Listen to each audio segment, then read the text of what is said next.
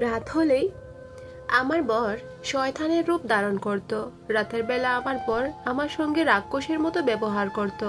রাতের বেলা তার ভয়ঙ্কর চেহারা দেখে আমি ভীষণ ভয় পেতাম এবং সকাল হতেই সে মানুষের রূপ ধারণ করত, কারণ আমার বর মানুষ রূপে একটা রাক্ষস ছিল। আমি কাকু কাকিমার কাছে বড় হয়েছিলাম, কারণ আমি অনাথ ছিলাম। কাকু কাকিমা আমাকে ভালোবাসতো, কিন্তু বাবা মায়ের মতো ভালোবাসা কোনোদিন দিতে পারেনি। আমার যখন বিয়ের বয়স হলো, তখন আমার কাকু মুস্তাফা নামের একটা ছেলের সঙ্গে বিয়ে পাকা করে। আমার নাম সাবিনা। আমি মুসলিম পরিবারের মেয়ে ছিলাম। বিয়ের পরে আমি যখন শ্বশুর বাড়িতে এলাম, তখন আমার বরের ব্যবহার দেখে মনে হয়েছিল যে সে একজন দায়িত্বশীল পুরুষ, কারণ বিয়ের পর শাশুড়ি আমার বরের সঙ্গে 10 দিন ছিলেন। সেই 10 দিন আমার বিবাহিত জীবনের সব থেকে ভালো দিন ছিল।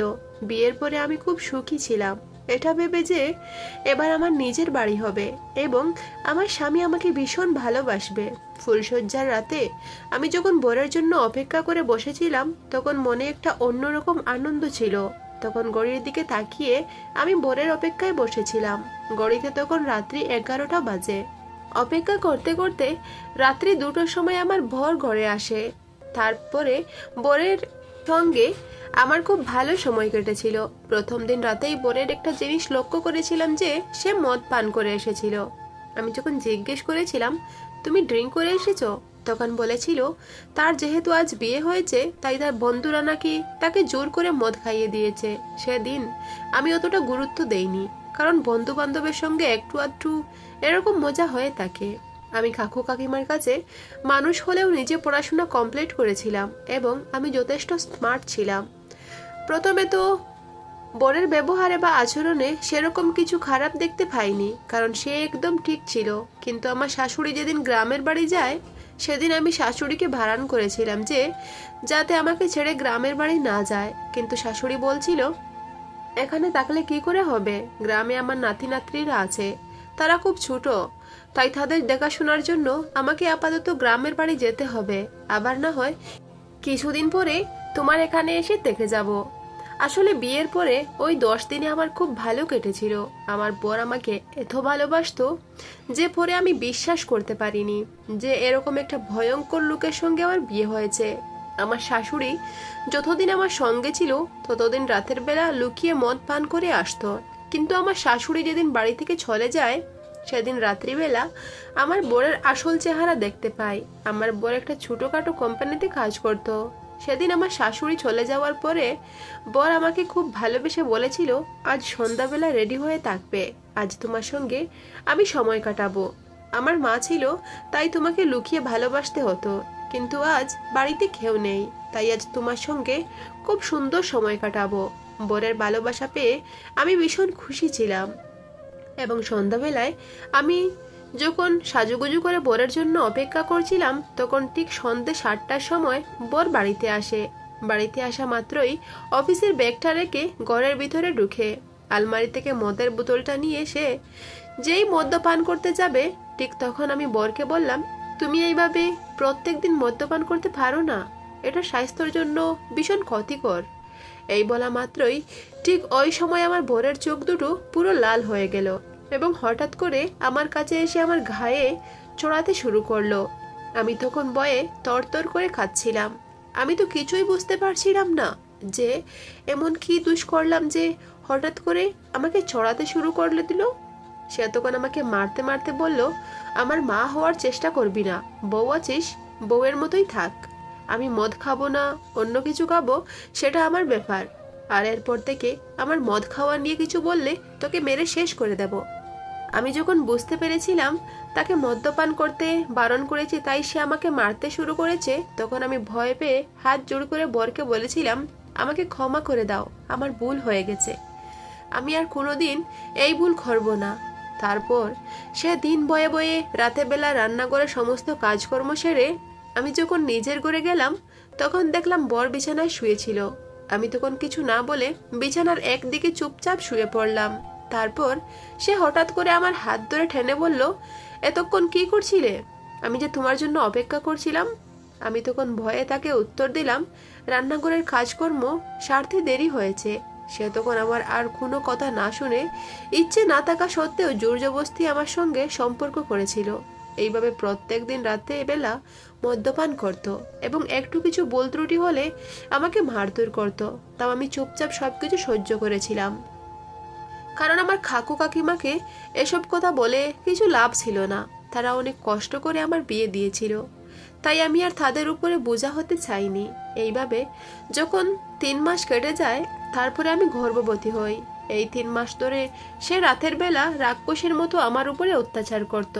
কোনোদিন পায়ের জুতো খুলে আমাকে মারতো, কোনোদিন বা তার প্যান্টের বেল্ট খুলে আমার গায়ে আঘাত দিত। আমি তো এটা ভেবে সবকিছু সহ্য করেছিলাম যে আমার যখন বাচ্চা হবে তখন হয়তো নিজেকে পরিবর্তন করবে। ভেবেছিলাম সে যখন নিজে তার সন্তানের বাবা হবে তখন হয়তো তার খারাপ অভ্যাসগুলো ছেড়ে দেবে। তারপর একদিন সকালবেলা আমার ঘুম থেকে উঠতে দেরি হয়ে গিয়েছিল। আমি যখন তাড়াতাড়ি ঘুম থেকে উঠে ঘরে বাইরে বেরোলাম, তখন দেখলাম একটা আলগা মেয়ে আমার রান্নাঘরে ঢুকে রান্না করছিল এবং আমার বর আনন্দে টেবিলে বসে নাস্তা করছিল। আমি তখন অনেক বেশি ঘাবড়ে গিয়ে তাড়াতাড়ি বরের কাছে গিয়ে বললাম, আমার আজ খুব ঘুম থেকে উঠতে দেরি হয়ে গেছে, জানি না কেন আজ আমি অ্যালার্ম শুনতে পাইনি, তাই উঠতেও পারিনি। পরের দিন থেকে আর এরকম ভুল হবে না। তখন আমার হাত ধরে চেয়ারে বসিয়ে বলল, তুমি এত ভয় পাচ্ছ কেন? আমি তো নিজে থেকে চাইনি যে তুমি আজ তাড়াতাড়ি উঠো, তাই তো আমি নিজে থেকে অ্যালার্মটা বন্ধ করে দিয়েছিলাম। দেখো, তোমার জন্য আমি কাজের মাসি নিয়ে এসেছি। তোমাকে আর কোনো কাজকর্ম করতে হবে না, তোমার সব কাজেই কাজের মাসি করে দেব। তুমি শুধু বাড়িতে বসে আরাম করবে। বরের এত মারধর আর সহ্য হয়নি।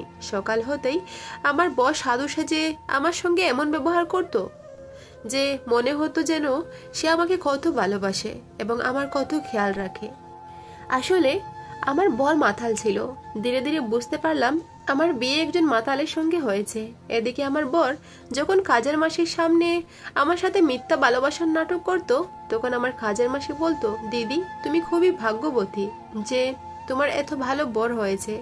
কাজের মাসির কথা শুনে আমি মনে মনে আফসোস করতাম আর এটা ভাবতাম যে আমার মনের জ্বালা তো শুধু আমি বুঝি এবং আমার মনের কষ্ট শুধু আমি জানি। আমার বর যে রাতের বেলা রাক্ষসের রূপ ধারণ করত সে কথা তো কাজের মাসি জানতো না। তাই সে আমার বরের বাহ্যিক রূপ দেখে মনে করতো যে আমার বর হয়তো খুব ভালো মানুষ। তারপর একদিন বরের কুকর্ম দেখে আমি খুবই আশ্চর্য হয়েছিলাম।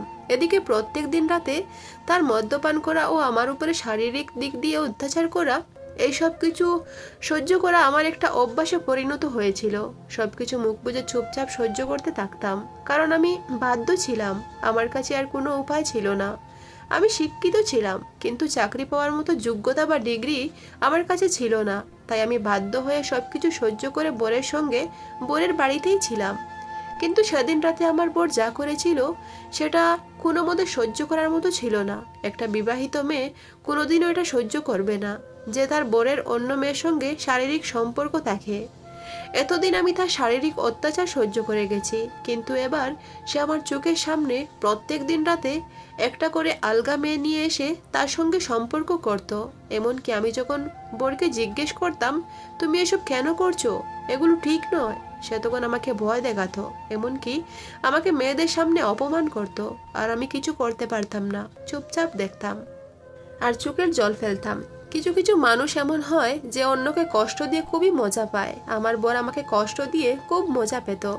সে আমাকে মানুষ মনে করত না। এভাবে সকাল হলে আমার সঙ্গে ভালোবাসার নাটক করত এবং রাত হতেই শয়তানের রূপ ধারণ করত এবং প্রত্যেক দিন নতুন নতুন মেয়েদেরকে বাড়িতে নিয়ে আসতো এবং আমার চোখের সামনে সবকিছু করত।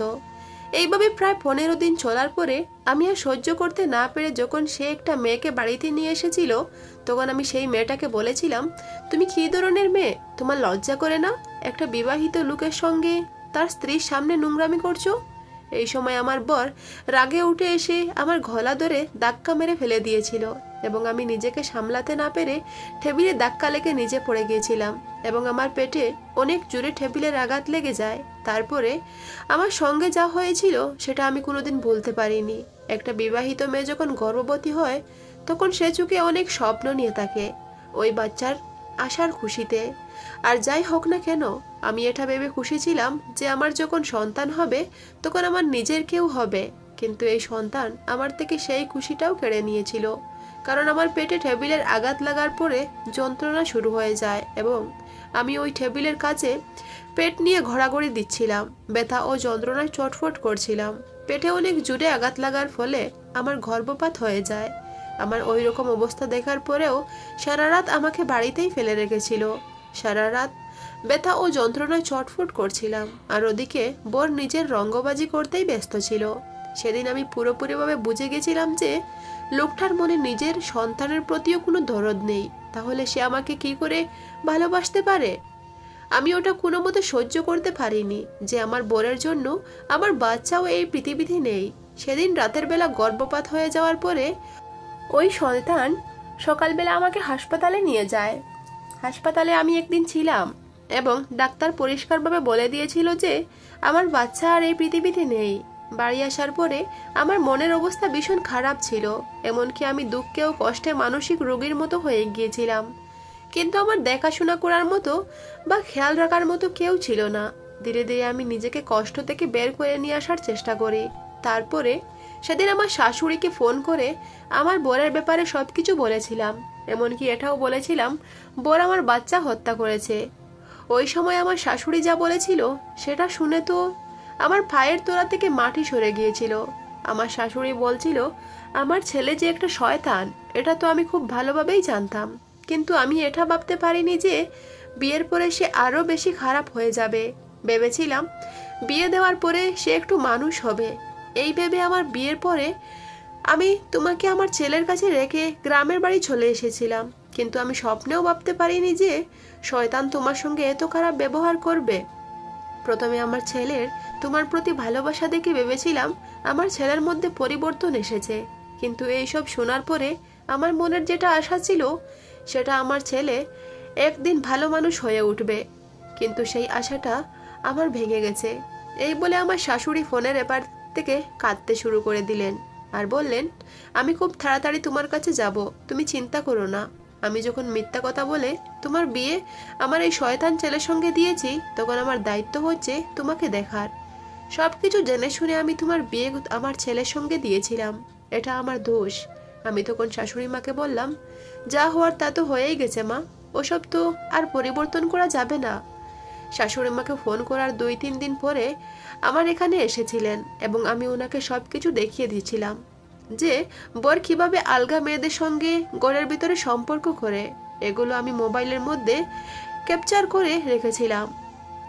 আমার শাশুড়ি তখন আমাকে বলল, এগুলো দেখানোর কোনো প্রয়োজন নেই, আমার ছেলেকে আমি খুব ভালোভাবে জানি এবং আমি তোমার কথায় বিশ্বাস করি বলেই তোমাকেই নিতে এসেছি। কারণ সবকিছু জানার পরে এবং তোমার সঙ্গে এত কিছু অত্যাচার হওয়ার পরে আমি আর এই শয়তানের কাছে তোমাকে একা রাখতে পারবো না। সেদিন রাত্রেবেলা যখন আমার বর আবার একটা আলগা মেয়েকে বাড়িতে নিয়ে এসেছিল, সেদিন বর জানতো না যে আমার শাশুড়ি বাড়িতে এসেছে। তাই আমি শাশুড়িকে ইশারা করে বলেছিলাম লুকিয়ে সবকিছু দেখতে। সেদিন আমার শাশুড়ি নিজের চোখে সবকিছু দেখেছিলেন, কিভাবে তার ছেলে আমার চোখের সামনে প্রত্যেক দিন আলগা মেয়েকে বাড়িতে নিয়ে এসে সবকিছু করে। সেদিন আমার শাশুড়ি নিজের চোখে সবকিছু দেখার পরে আমাকে জড়িয়ে ধরে অনেক কেঁদেছিলেন এবং আমার সামনে হাত জোড় করে আমার কাছে ক্ষমা চেয়েছিলেন। কিন্তু আমি ওনাকে বলেছিলাম, আপনি কেন এভাবে আমার কাছে ক্ষমা চাইছেন? আমার এটা কপালের দোষ, আমার এটা কপালে ছিল। পরদিন সকালে আমার শাশুড়ি যখন বরের সামনে এসে দাঁড়ালো, বর তখন অনেক বেশি চমকে গিয়ে তার মাকে বলল, তুমি কবে এসেছো? আমাকে একবার ফোন করে জানাওনি কেন যে তুমি বাড়িতে আসবে? আমার শাশুড়ি তখন বরের কোনো কথা শুনে তার গালে একটা থাপ্পড় মেরে বলেছিল, তোর মতো সন্তানকে জন্ম দিয়ে আমি অনেক বড় পাপ করেছি। আগে যদি জানতাম তাহলে জন্মের আগেই তোকে আমি নিজের হাতে মেরে ফেলতাম। তখন আমার বর তার মায়ের চোখের জল দেখে বলল, তুমি এই মেয়েটার কথা শুনে আমার সঙ্গে সম্পর্ক খারাপ করছো? আমি তোমার ছেলে। আমার শাশুড়ি তখন বলল, তোর মতো ছেলে যদি আমার না থাকতো সেটাই ভালো হতো, কারণ তুই একটা শয়তান, তুই আমার নাতি নাতনির হত্যা করেছিস, তাই তোকে আমি কোনোদিনও ক্ষমা করতে পারবো না। ওই সময় আমার বর বলল, বেশি বাড়াবাড়ি করলে আমি ভুলে যাব যে তুমি আমার মা। আমার শাশুড়ি তখন এগিয়ে এসে বলল, কি করবি, আমাকে মারবি? আমাকেও বৌমার গায়ে একটু ছোঁয়া লাগলে আমি ভুলে যাব যে তুই আমার নিজের সন্তান, এবং আমি পুলিশকে ফোন করতে বাধ্য হব। পুলিশের কথা শুনে আমার বর একটু শান্ত হয়েছিল। তারপর আমার শাশুড়ি আর এক মুহূর্ত সেখানে না থেকে আমাকে নিয়ে গ্রামের বাড়ির জন্য রওনা দিয়েছিল। আর তার আগে বরকে বলেছিল, আজকের পর থেকে তোর সঙ্গে আমার কোনো সম্পর্ক নেই।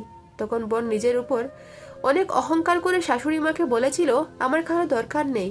তারপর আমার দিকে আঙুল দেখিয়ে বলল, বাদই হবে, তুমি অলক্ষীকে নিজের সঙ্গে নিয়ে যাও, আমি এর মুখটাও দেখতে পছন্দ করি না। বোনের কথা শুনে অনেক চেষ্টা করেছিলাম নিজের দুঃখ কষ্টকে চেপে রাখতে, কিন্তু পারিনি।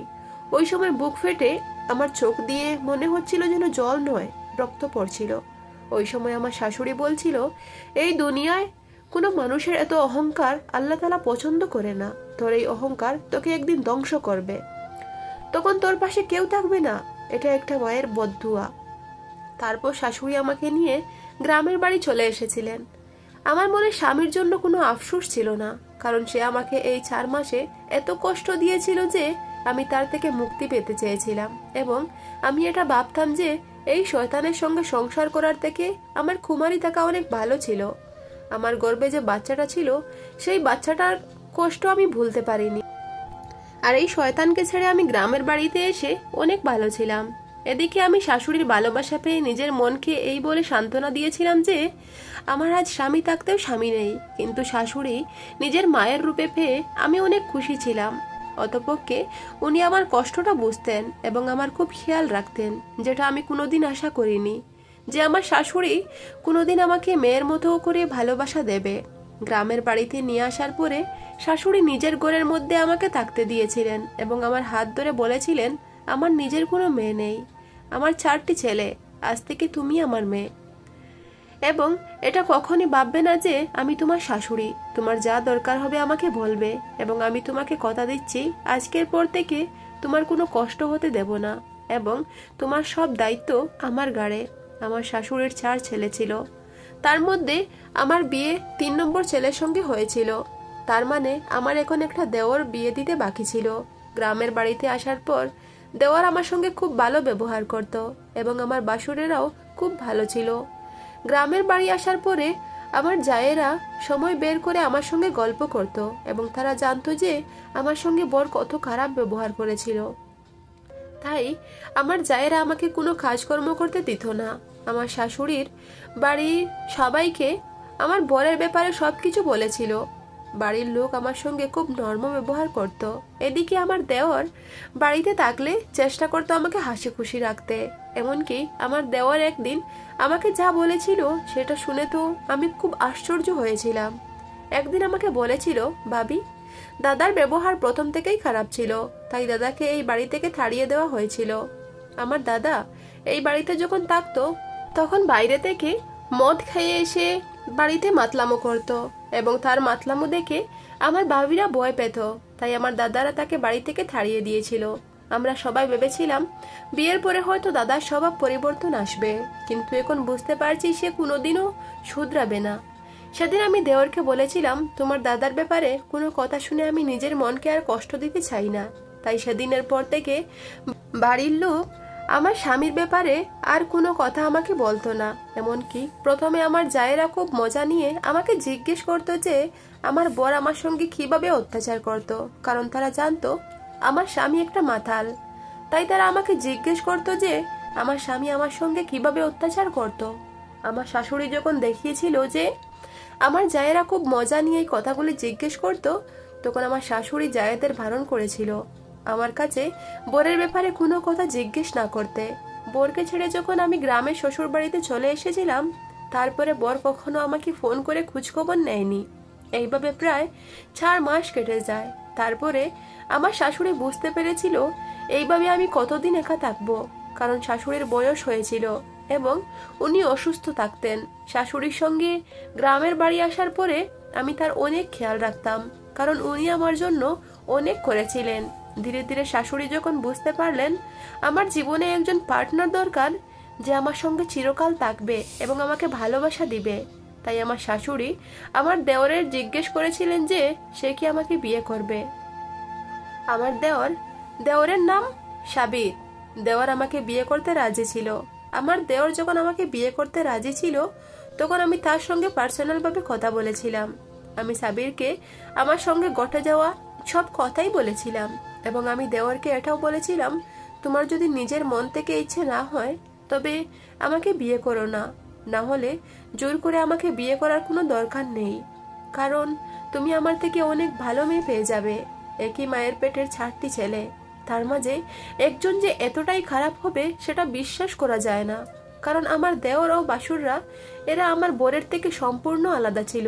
3-4 মাস গ্রামের বাড়িতে থাকার পরে আমার দেওর ও বাসুর দেখে মনে হয়নি যে আমার বর এই বাড়ির ছেলে। দেওর যখন আমাকে বিয়ে করতে রাজি ছিল তখন আমি তাকে বাধা দিয়েছিলাম, কিন্তু সে বলেছিল, সাবিনা, আমি তোমায় অনেক ভালো রাখবো, আমি তোমাকে স্বামীর ভালোবাসা দেব, আমি নিজের ইচ্ছে থেকে তোমাকে বিয়ে করতে চাই। আমার বারণ করা সত্ত্বেও দেওর বিয়ে করতে রাজি ছিল এবং শাশুড়ি বলছিল, জীবনে বেঁচে থাকতে গেলে একটা পার্টনার দরকার হয়, তুমি যেহেতু আমার নিজের মেয়ের মতো তাই আমি তোমাকে নিজের থেকে আর দূরে করতে চাই না। আমি একবার জেনে বুঝে ভুল করেছি, কিন্তু এবার আমি সবকিছু ঠিক করে দিতে চাই, তাই তুমি আমার ছোট ছেলে সাবিরকে বিয়ে করো। শাশুড়ির কথা অনুযায়ী আমি আমার দেওয়া সাবিরকে বিয়ে করতে রাজি ছিলাম। সাবিরের সঙ্গে বিয়ের পরে জানতে পেরেছিলাম স্বামীর ভালোবাসা কি। সাবির আমাকে এত ভালোবাসা দিয়েছিল যে আমার সঙ্গে ঘটে যাওয়া সবকিছু আমি ভুলে গিয়েছিলাম। কে একটু সময় লেগেছিল সাবিরকে নিজের স্বামী রূপে গ্রহণ করতে, কারণ আমি তাকে প্রথমে সেরকম ভাবে দেখিনি। তারপর ধীরে ধীরে সবকিছু ঠিক হয়ে যায়। সাবির আমাকে এত ভালোবাসা দিয়েছিল যে আমি সেদিন নিজেকে খুবই ভাগ্যবতী মনে করেছিলাম। প্রথমে আমি খুবই আফসোস করতাম এটা ভেবে যে আমার কপাল হয়তো খুবই খারাপ, কারণ আমি নিজের বাবা মায়ের ভালোবাসা কোনোদিনও পাইনি, তারপরে বরের ভালোবাসাও পাইনি। কিন্তু আমার দেওরের সঙ্গে বিয়ের পরে বুঝতে পারলাম জীবনের আনন্দ ও মজাটা কি। আমার ও সাবিরের মধ্যে সবকিছু ঠিকঠাক চলছিল, আমাদের সংসারের সবকিছু একদম পারফেক্ট ছিল। আমাদের বিয়ের 3 বছর পরে আমার পুত্র সন্তান হয়েছিল। তারপর একদিন হঠাৎ করেই আমার প্রথম স্বামী আমার শ্বশুর বাড়িতে এসে হাজির হয়েছিল। তাকে দেখে তো প্রথমে আমি খুব ভয় পেয়েছিলাম এবং তাকে দেখে এটাও মনে হচ্ছিল যে সে যেন খুবই অসুস্থ হয়ে পড়েছে। পরে জানতে পেরেছিলাম তার নাকি খুব খারাপ অসুখ হয়ে গেছে। সে যেহেতু অনেক মেয়ের সঙ্গে সম্পর্ক করত, যে তার পরিণাম সে এতদিনে পেয়েছে। সে যখন গ্রামের শ্বশুর বাড়িতে এসে আমারও শাশুড়ির কাছে ক্ষমা চেয়েছিল তখন আমার শাশুড়ি তার ক্ষমা নেয়নি, তার ক্ষমা গ্রহণ করেনি এবং তাকে বাড়ি থেকে ধাক্কা মেরে বের করে দিয়েছিল।